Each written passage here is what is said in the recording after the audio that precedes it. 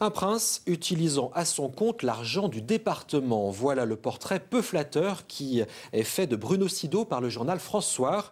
Dans son édition d'hier, le quotidien consacre 2 pages au président UMP du Conseil général de la Haute-Marne et s'interroge sur son train de vie.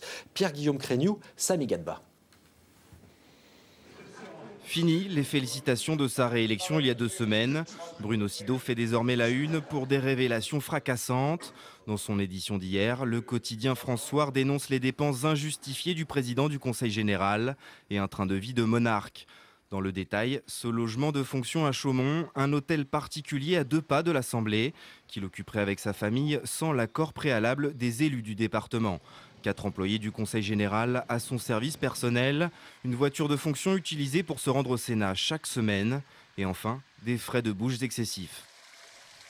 C'est complètement illégal, mais je ferai une réponse de Normand. C'est admis dans cette région. Par exemple, pour la voiture, quand vous n'avez pas de TGV et vous n'avez pas d'aéroport, bon, c'est admis. Mais si la Chambre régionale des comptes faisait son travail, il n'y a que 8 juges, et ces gens-là iraient devant les tribunaux. Bruno Sido réplique, s'il admet utiliser la voiture du Conseil pour se rendre à Paris, il considère ce temps de transport comme du temps de travail.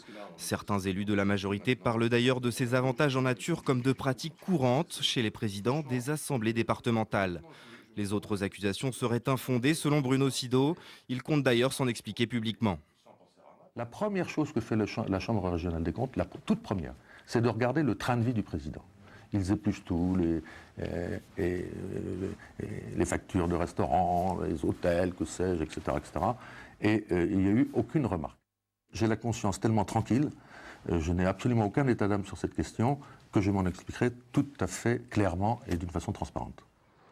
Le sujet sera évoqué dès jeudi en séance plénière au Conseil général. Le président UMP de la Haute-Marne, Bruno Sido, était attendu aujourd'hui au tournant, du moins on pouvait le penser, surtout après l'article de François où il était décrit comme un roi utilisant à des fins personnelles l'argent et les moyens du département. Et bien ce matin, lors de la première séance du Conseil général, il a reçu le soutien de toute l'Assemblée. Ambiance sur place avec Pierre-Guillaume Crégnoux et Samy Gadba. Ambiance particulière pour cette rentrée des classes au Conseil général. Avant la première séance plénière depuis la réélection de Bruno Sido, les révélations du journal France Soir sur son train de vie sont dans toutes les conversations. Et dans leur ensemble, les élus craignent de voir leur image écornée et refusent de polémiquer. C'est tellement ciblé que je suis un peu déçu pour l'image qu'on donne sur les élus et tout le monde. C'est une tempête dans un verre d'eau. Je crois que ça a été poussé un petit peu loin cette histoire-là. Et que s'il y a eu des problèmes à régler, ils auraient dû être réglés déjà a priori au niveau Conseil général, ici, en séance plénière. Comme il l'avait annoncé, Bruno Sido bouleverse l'ordre du jour pour une mise au point et de revenir dans le détail sur les accusations du quotidien, logement, voiture de fonction et repas gastronomiques. Le prix du repas livré sur place est compris entre 25 et 29 €. Les factures sont à votre disposition. Selon que vous avez ou pas du fromage, la Chambre régionale des comptes a contrôlé la collectivité très récemment. Son rapport est public, je vous l'ai envoyé, nous avons débattu de ce rapport en session plénière. Plutôt discrète depuis la parution de l'article, l'opposition fait bloc derrière Bruno Sido.